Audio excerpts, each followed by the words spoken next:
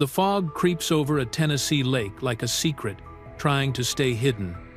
And in this fictional reimagining, a man stands alone at the shoreline, his reflection broken, his past heavier than the silence around him. He looks like the legend the world once worshipped, but inside, something far more fragile is unraveling. What happens when the applause fades, and the man behind the myth is forced to face himself? And how far can a heart bend before it finally breaks? This isn't the story fans think they know. This is where everything changes. This is the reckoning, the price of a dream. Before the world knew his name, before the guitar's worth more than houses, before Nicole Kidman ever looked his way, there was a 6-year-old boy in a forgotten Australian town called Caboolture, holding a guitar that cost more than his family could afford. His father, Robert, placed it in his hands with shaking fingers. Not because they had money to waste, but because he saw something in his son that terrified and excited him in equal measure. That cheap, sun-faded instrument became Keith Urban's first addiction. While other kids played outside, Keith sat alone, fingers bleeding, learning chords by candlelight when the power got cut off. His mother, Marianne, worked through the night, sewing rhinestones onto homemade stage outfits, her fingers constantly pricked and swollen. "A star should shine," she whispered, "even in a room that smells like beer." He thought she was crazy. 20 years later, standing before 20,000 screaming fans, by age 12, Keith wasn't just talented, he was possessed. He performed in dive bars, where grown men 3 times his age watched this kid play guitar like he was exorcising demons. These weren't cute talent shows anymore. This was survival. The men he played alongside were warnings, written in human form: alcoholics, burnouts, musicians who'd gotten so close to success they could taste it before it destroyed them. Keith watched them closely and learned the most dangerous truth of his life. Music saves you and ruins you, often simultaneously. His parents saw the hurricane forming inside their son.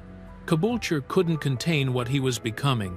So, they did the hardest thing parents can do. They let him go. They pushed him toward Sydney, then Nashville, knowing they might lose him to the very dream they helped create. Mark Punch, his first real mentor, told him something that burned into his soul. Talent means nothing without the discipline to protect it. Keith never forgot those words. He just forgot to apply them to everything outside of music. That mistake would cost him everything he'd built over the next 30 years. But first, he had to become a superstar. And that journey was about to turn brutal. The man nobody wanted. By his late teens, Caboolture felt suffocating. The town was too small, too quiet for the fire growing inside him. So Keith packed his bags with little more than a guitar, a few clothes, and the steady encouragement of parents who believed in him fiercely enough to let him go. Louder, faster, hungrier, it was a city built for people who arrived with nothing but dreams and the willingness to bleed for them. Keith stepped into it, like a young man walking into a storm, unsure if it would carry him forward or tear him apart.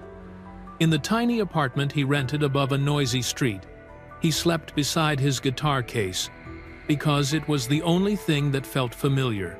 He played in bars where the air was thick with smoke, and the audience was half drunk before he touched the first chord. But they listened. Something in his sound cut through the noise, sharp, electric, full of restless energy Sydney couldn't quite define. He formed bands, rehearsed until dawn, wrote songs at kitchen tables with cold coffee and calloused fingers. He learned what it meant to chase gigs, to be rejected, to be underpaid, to keep going anyway. Nights blurred into mornings, weeks stretched into months, The dream didn't get easier, but it got clearer. Sydney taught him something Caboolture never could. Success wasn't about talent. It was about endurance. But endurance has limits. And eventually, Keith realized there was no version of his life that stayed in Australia. Every sign pointed in one direction, the same direction his father's old records had whispered about for decades. Nashville.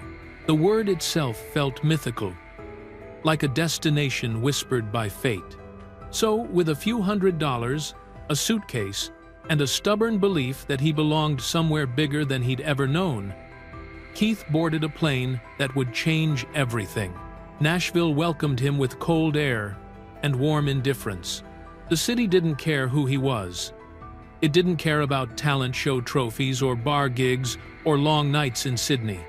Nashville only cared about one thing: earn your place. So he did.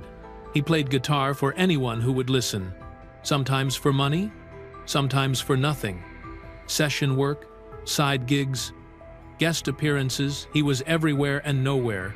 A ghost with a guitar haunting studios and rehearsal rooms, waiting for someone to hear the thunder he had carried across oceans.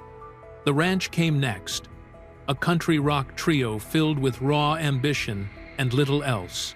They worked like their lives depended on it because they did. The album didn't become a commercial success, but something more important happened. People began talking about the guitarist, the kid with the blonde hair and the fire in his playing, the one who looked like he came from nowhere, but played like he had something worth losing. Then, Nashville did what Nashville always does. It tested him. There were days when he couldn't afford rent, nights when he questioned whether he'd misread every sign the universe had given him, moments when loneliness felt heavy enough to crush whatever resilience he had left. But Keith kept showing up. He kept playing until his fingers hurt, writing until words blurred, sending demos to anyone willing to hear them. He wasn't loud, wasn't flashy, wasn't entitled. He was relentless. And eventually, relentlessness opened a door. It was 1999 when his moment arrived, not with fanfare, but with the quiet certainty of something impossible becoming possible. His self-titled American debut, Keith Urban, was released into the world, carrying with it a song that would rewrite his life. But for the grace of God. The song climbed the charts slowly at first, then suddenly, then all at once. Country radio couldn't deny it, Nashville couldn't deny it, America couldn't deny it. For the first time since leaving Caboolture, Keith Urban wasn't just surviving. He was rising, the peak and the price. Fame never arrives gently. It breaks in like a storm, bright, loud, undeniable. When it came for Keith Urban, it didn't knock. It crashed through the door, swept him into its currents, and carried him to heights he had imagined only in the secret corners of childhood. Somebody Like You exploded across America, transforming him from rising talent to an artist whose songs defined entire seasons of people's lives.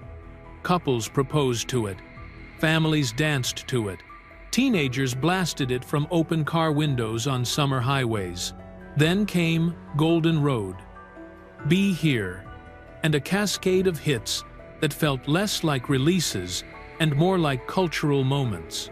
Each album pushed him higher.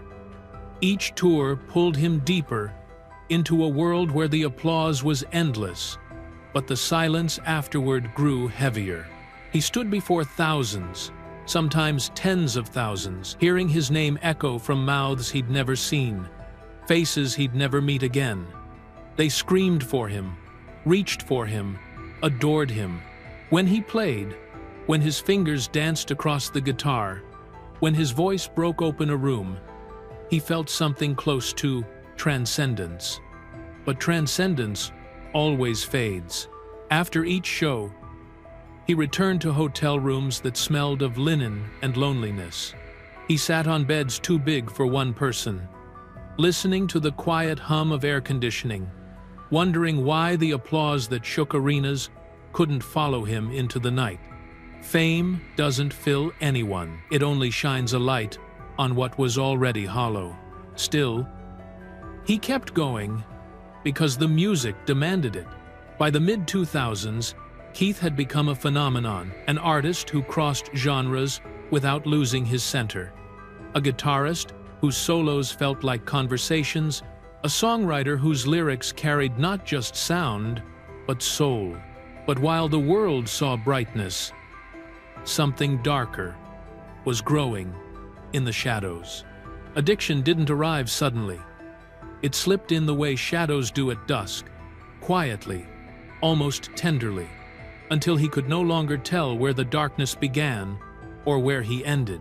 There were nights on the tour bus, after shows that ended in triumph, when he reached for something stronger than exhaustion, something that dulled the noise, something that softened the sharp edges of the world he lived in. People celebrated his success.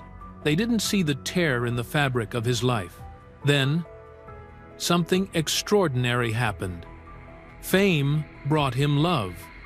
Her name was Nicole Kidman, a woman whose presence felt calm after years of storms, like a song he'd been trying to write his whole life, but never had the right words for. Their connection was immediate, intense, almost mythic. Two global figures, two artists who understood the violence and vulnerability of public life, finding refuge in each other.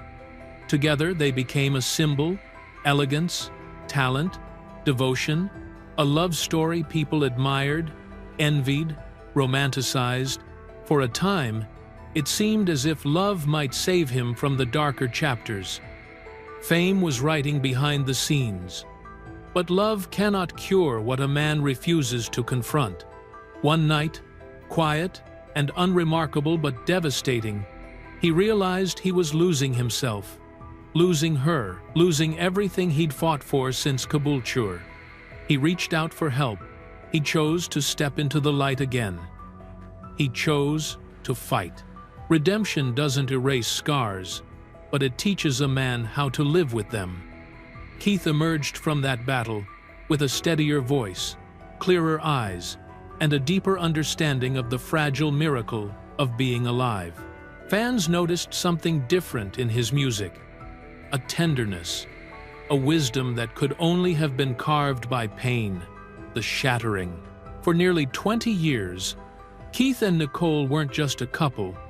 They were proof that fairy tales could survive Hollywood. They met in January 2005 at G'day LA, barely spoke, but something ignited. 6 months later, they were inseparable. By June 2006, Keith was crying through his wedding vows like a man who couldn't believe his luck. 2 daughters followed: Sunday Rose in 2008, Faith Margaret in 2010. The world watched them hold hands on red carpets, watched Keith's eyes follow Nicole like she was the only person in existence, watched them celebrate 17 anniversaries with tributes that made cynics believe in love again. During the 2020 pandemic, they posted videos, singing together in their Nashville home, looking more connected than ever. Nicole called Keith her anchor. Keith called her his North Star. Every interview radiated the same energy, inside jokes, finishing each other's sentences, the kind of intimacy you can't fake. Or, so everyone thought.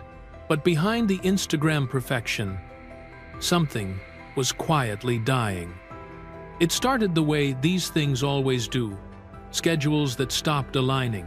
Keith on tour for months, while Nicole filmed across the globe. FaceTime calls that used to last hours shrank to 15 minutes. Date nights became next week, then next month, then silence. By early 2024, insiders noticed the cracks. Keith attended fewer premieres, Nicole stopped joining tours. They still smiled for cameras. But people close to them saw the truth. Two people living parallel lives that rarely intersected. By summer 2025, they were barely in the same state. Keith buried himself in Nashville studios. Nicole extended her Sydney stays indefinitely. The love was still there, but the life they were living had become impossible. September 30th, 2025. The date, everything shattered. TMZ broke its first divorce after 18 years. The internet exploded in denial. Not them. If they can't make it, nobody can. But the papers revealed something darker than infidelity or scandal. Nicole would be primary residential parent. The girls would live with her 306 days a year. Keith would get 59 days. 59. Alternate weekends, scattered holidays, summers split with surgical precision. Keith stared at that number until it carved itself into his soul. 59 days to be a father to the two people who mattered more than every stadium he'd ever filled. The split wasn't about love lost. It was about logistics. Keith toured 200 days a year, with shows booked through 2026. Nicole provided stability, routines, a home base in Sydney. The lawyers argued best interest of the children, and the math was brutal. Keith didn't fight it because he knew they were right, but knowing didn't stop his heart from breaking. The custody hearing was private, but sources described Keith as devastated but cooperative. How do you argue for more time when your calendar proves you're never home? The divorce finalized in November 2025. Quick, clean, amicable. All the sanitized words that hide the truth. Keith moved to a lakefront property 30 minutes away. A glass prison where his daughter's rooms sat empty 306 days a year. He filled them anyway. Fairy lights in Sunday's room. Art supplies, scattered in faiths. Perfect shrines to a family that only existed 59 days a year. Then Nashville made it nuclear. Late October 2025, paparazzi caught Keith leaving a studio at 2 a.m. with Kelsey Ballerini. They weren't touching, just laughing, but that was enough. By morning, the headlines screamed betrayal. Keith and Kelsey had been spotted at the Catbird seat 3 times in 6 weeks, at the Bluebird Cafe. Kelsey had divorced Morgan Evans in 2022. Vulnerable, healing, suddenly everywhere Keith was. The internet decided they were having an affair, maybe even before his divorce filing. Both denied it. Their reps called it collaboration. Nobody cared. The story was too good. Keith said nothing publicly, but privately, he was disintegrating. Writing songs at 4 a.m. so raw, his producers called them too honest for radio. Calling his daughters every night at 7 p.m. Sydney time, no matter what. Sunday told him about school. Faith asked when he'd visit. Every call ended the same. Love you, Dad. Miss you. Those 4 words destroyed him every single time. In December 2025, he started therapy. The therapist asked one question that broke him. When was the last time you chose your family over your career? Keith couldn't answer. He sat there and realized the terrible truth he never had. Not once.